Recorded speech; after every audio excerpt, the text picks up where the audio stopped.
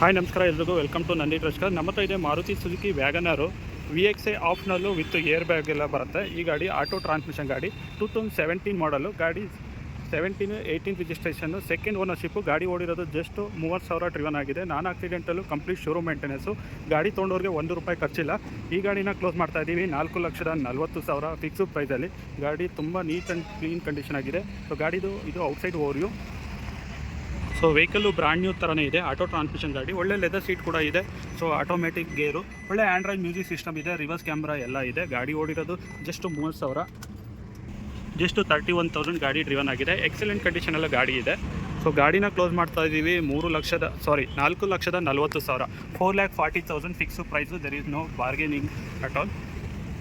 ಸಾರಿ, model ಒಂದು wrong ಹೇಳಿದೆ. 2016 manufacturing ಇದೆ, 2017 ರಿಜಿಸ್ಟ್ರೇಷನ್ನು, ಸೆಕೆಂಡ್ ಓನರ್ಶಿಪ್ಪು. ಗಾಡಿ ಓಡಿರೋ 31,000.